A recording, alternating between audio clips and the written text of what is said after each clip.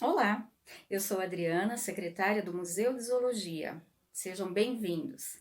O Museu de Zoologia é parte integrante do Instituto de Biologia da Unicamp e nossa equipe de biólogos vai apresentar-lhes hoje nossa exposição Biodiversidade Animal Estilos de Vida. Ela é composta por 4 salas temáticas. A primeira chamamos Invertebrados e Vertebrados, Formas e Cores. Nela teremos uma dimensão da diversidade do mundo animal.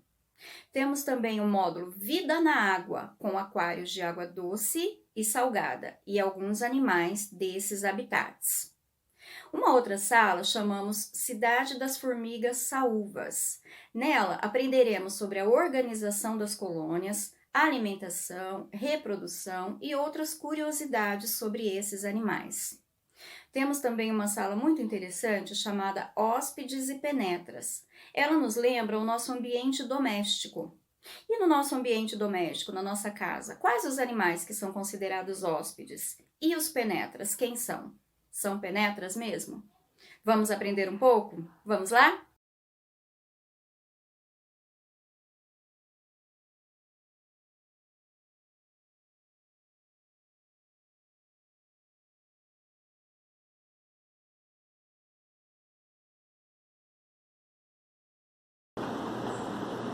Sejam bem-vindos à Vida na Água.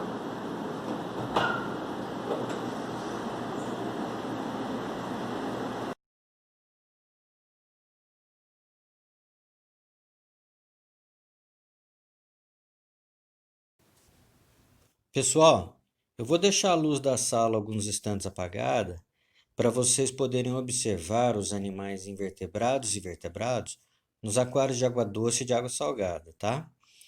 Notem as formas, as cores, o comportamento e a beleza desses animais. E se vocês forem fazer fotos, desliguem o flash, por favor. E cuidado para não bater nem ficar tocando nos vidros dos aquários para não assustar os animais. Legal, obrigado. Hoje iremos explorar a vida na água, que são os animais que vivem nos ecossistemas aquáticos. Então, para isso, vamos relembrar as diferenças entre água doce e salgada? Vamos iniciar pela água doce. Ela apresenta uma pouca quantidade de sais dissolvidos e é a mais utilizada pelo homem, né? Para beber, para tomar banho, para preparar os alimentos. E encontra-se disponível em rios, lagos, reservas subterrâneas ou em forma de vapor na atmosfera e nas geleiras também. Estima-se que ela representa 2,5% da água disponível no planeta. Já a água salgada é aquela rica em sais dissolvidos, principalmente o cloreto de sódio, que é o sal de cozinha muito utilizado por nós. Esse tipo de água é encontrado nos mares e oceanos e compõe cerca de 97,5% do total da água existente na Terra.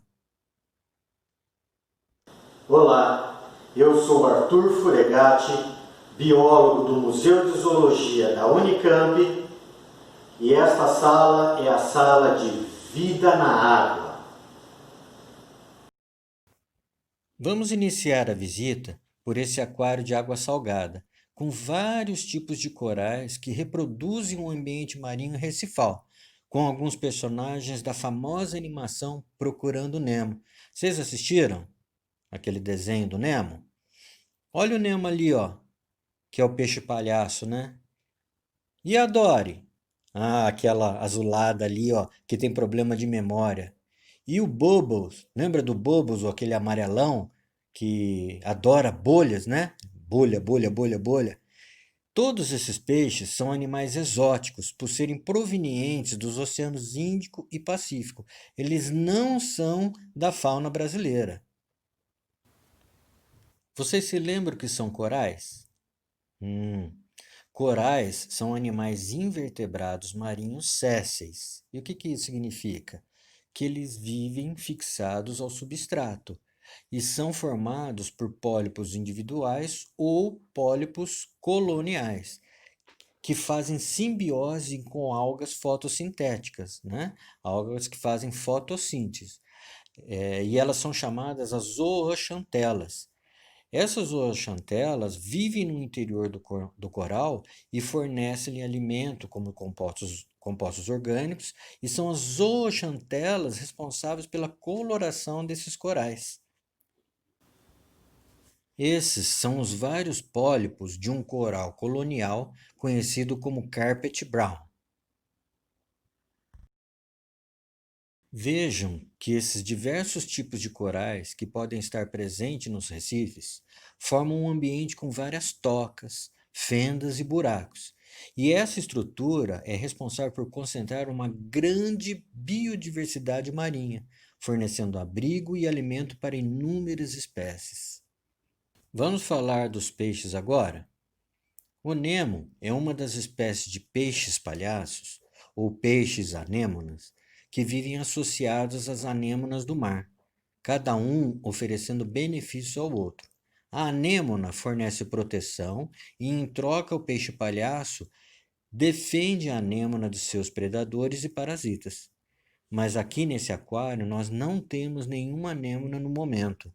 E olhem que legal! O peixe palhaço está em época reprodutiva, que ocorre na lua cheia, né? Vocês conseguem ver os ovos fixados no vidro no canto superior direito do aquário?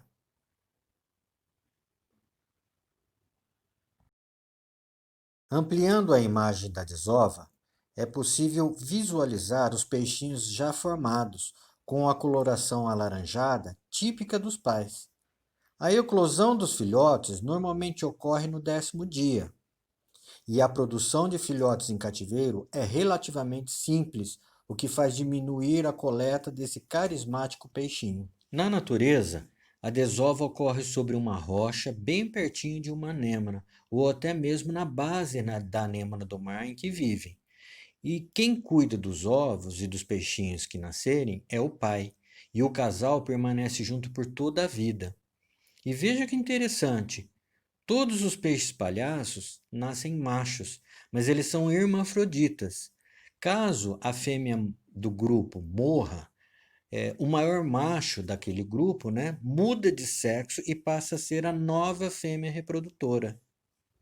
A Dory e o Bubble são peixes conhecidos como peixes cirurgiões, porque têm 2 espinhos móveis e cortantes, como uma lâmina de bisturi cirúrgico, na base da cauda. E essa estrutura ela é usada para proteger de predadores. Vocês conseguem ver essa estrutura? Olha ali, é aquela parte branca na cauda do Bubble. Nos próximos 2 aquários de água salgada, nós temos várias espécies de vertebrados marinhos. Vamos iniciar pela estrela do mar. Essa espécie é conhecida como estrela do mar chocolate, por ter no lado dorsal do corpo espinhos escuros que parecem ser gotinhas de chocolate. O interessante é que as estrelas do mar possuem uma capacidade de regeneração incrível. Se porventura elas perderem um dos braços, conseguem reconstruir o outro no mesmo lugar. E o incrível é que o braço que ela perdeu pode dar origem a outra estrela do mar. O ouriço negro de espinhos longos é um importante herbívoro por controlar o crescimento excessivo de algas nos recifes de corais. Esse animal pode atingir um tamanho de 30 centímetros e com espinhos entre 10 e 12 centímetros de comprimento. Os espinhos são tão pontiagudos que podem perfurar a nossa pele e, se quebrar, causa grande irritação e até uma inflamação. Mas eles não são venenosos. E agora, vamos ver 3 tipos diferentes de caranguejos marinhos. O pequeno caranguejo mitrax não ultrapassa os 5 centímetros de tamanho. Ele vive entre fendas e tocas dos recifes de corais, se alimentando principalmente de algas, mas também pode consumir animais mortos. Essa espécie ela é bastante comum na costa brasileira. O caranguejo-aranha tem a forma bem diferente do caranguejo que estamos habituados. Ele é conhecido assim por ter essas pernas enormes e se parecer como uma aranha.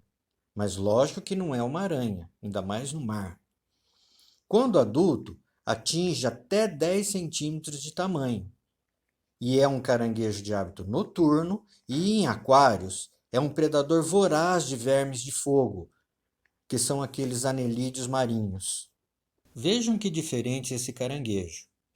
Ele tem vários nomes comuns dependendo da região que ocorre. Conhecido como caranguejo ermitão, caranguejo eremita, paguro e casa alugada, ele usa conchas vazias de caramujos como proteção por ter exoesqueleto mole na região do abdômen. E conforme ele cresce, troca a concha por outra maior.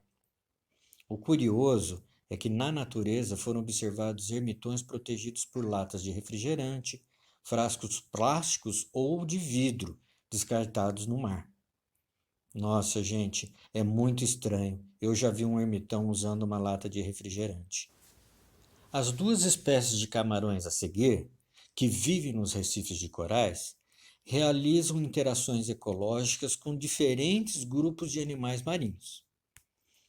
A relação mais estudada é a de limpeza, em que os camarões limpadores, como são conhecidos, se alimentam de ectoparasitas e tecidos mortos ou comprometidos de peixes e até de tartarugas marinhas, que se beneficiam com essa limpeza, melhorando a saúde. Essa relação é o mutualismo.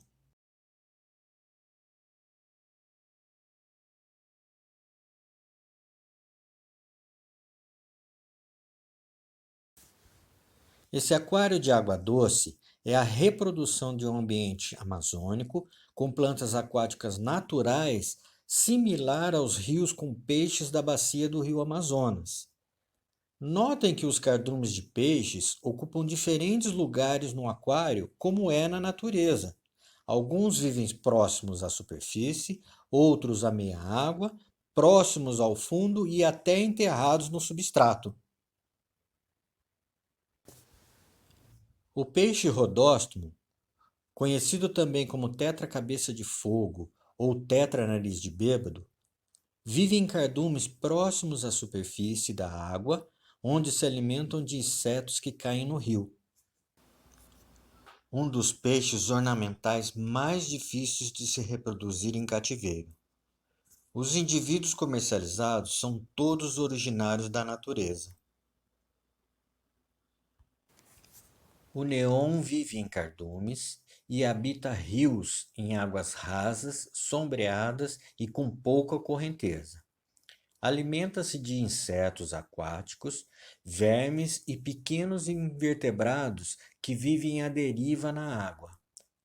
É o peixe ornamental mais comercializado da bacia amazônica, sendo que os habitantes da região não derrubam a floresta ribeirinha para não prejudicar as populações desse lucrativo peixe.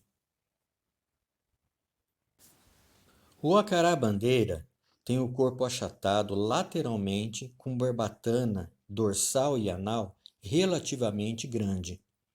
Alimenta-se de pequenos insetos e peixes que vivem nos rios. É um dos mais populares peixes ornamentais de água doce do mundo e a reprodução em escala comercial diminuiu bastante a quantidade dos peixes coletados na natureza. Uma das primeiras espécies de peixes usadas em aquários ornamentais. O casal é monogâmico, permanece junto por toda a vida e defende a área de reprodução, protegendo os ovos e as larvas de predadores. O peixe-gato banjo é conhecido por ter a cabeça achatada, depressiva e um fino pedúnculo caudal, que lhe dão esse aspecto similar a um banjo, aquele instrumento musical de cordas. Esse peixe tem hábitos noturnos e passa o dia enterrado no substrato, logo abaixo da superfície ou escondidos no meio da vegetação apodrecida. Por ter o corpo arredondado e achatado lateralmente, muito similar a um disco, esse peixe é conhecido popularmente por acará-disco. Vive em cardume e alimenta-se de pequenos crustáceos, larvas e insetos. É endêmico da América do Sul, onde pode ser encontrado nos rios da Bacia Amazônica, no Brasil, Peru e Colômbia. A reprodução comercial em cativeiro é feita no mundo todo e as variedades mais coloridas são importadas dos Estados Unidos, Europa e Sudeste Asiático, onde o melhoramento realizado por meio de cruzamentos e seleções imprime tons e padrões ainda mais vibrantes ao peixe. O cascudo tigre de ouro tem a boca na face ventral do corpo e vive no fundo de rios, junto ao substrato, e muitas vezes é encontrado fixado em pedras e troncos de árvores. Alimenta-se de restos orgânicos, vegetais e algas. E agora, nessa bancada, vamos observar na lupa organismos planctônicos presentes na água salgada. No frasco ao lado, temos o plâncton, que está preservado em álcool, que foi coletado com a rede de plâncton.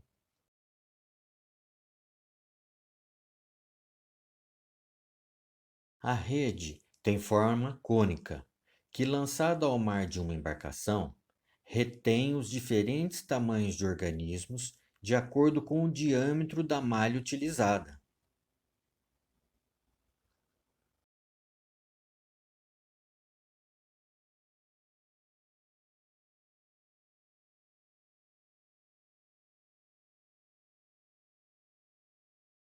O plâncton é um conjunto de organismos aquáticos que vivem em suspensão na água do mar e são carregados pelos movimentos da água e encontra-se na base da cadeia alimentar, uma vez que serve de alimentação a organismos maiores. Através da lupa, conseguimos visualizar o plâncton ampliado. Os animais que flutuam nas correntes de água são denominados zooplâncton. O zooplâncton é extremamente diversificado, constituído por ovos, larvas, indivíduos juvenis e adultos de muitos grupos animais, como os crustáceos, moluscos, quinidários, anelídeos e outros. Observem esse crustáceo que está bem ao centro do campo de visão.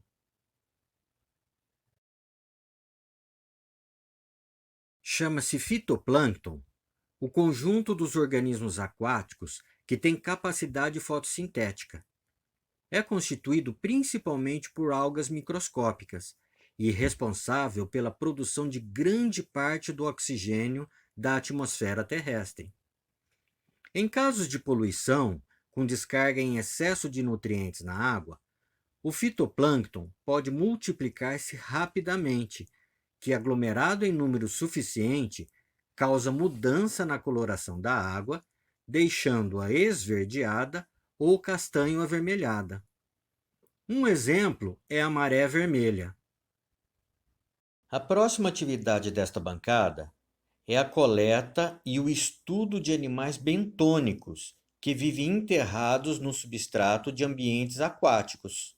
Esse equipamento é um pegador tipo Van Veen, utilizado para coletar amostras do fundo mole, de areia ou de lama. Fabricado em metal, é preso a um cabo através deste anel. É lançado da embarcação até tocar o fundo, que, ao ser puxado, a engrenagem se fecha, coletando o substrato nos dois compartimentos e a água sai por estes buracos. Nessa atividade, a nossa amostra é a areia, que, ao ser peneirada em diferentes diâmetros de malha, separamos os diferentes tamanhos de animais a serem estudados. Vamos peneirar a areia?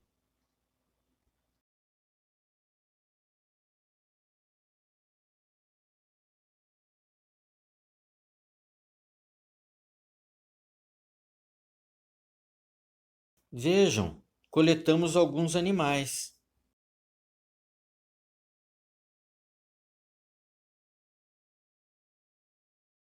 São 3 exemplares de moluscos bivalves.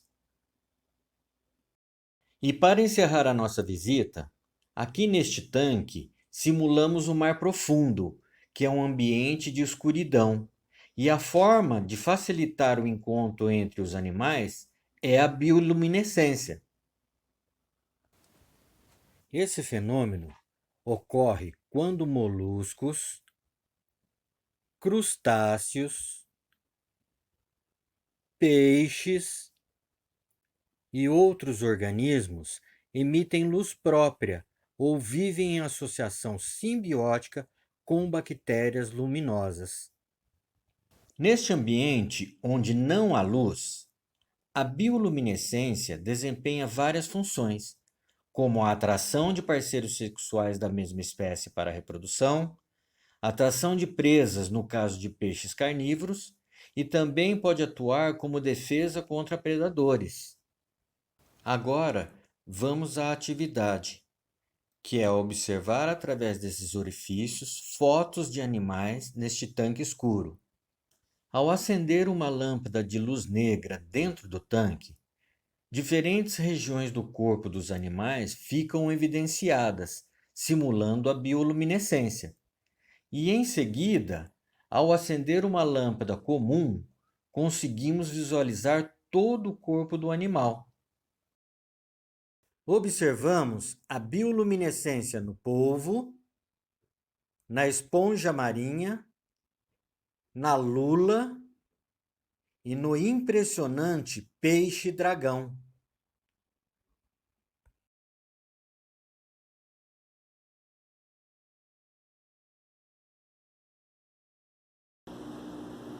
Bom, pessoal, com toda essa biodiversidade de animais aquáticos que nós vimos aqui nessa sala, nós queremos deixar uma mensagem para vocês, que não basta a gente preservar uma ou outra espécie, e sim nós temos que preservar o ambiente aquático em que essas espécies vivem, diminuindo a poluição, a geração de lixo, o aquecimento global, o uso de plástico.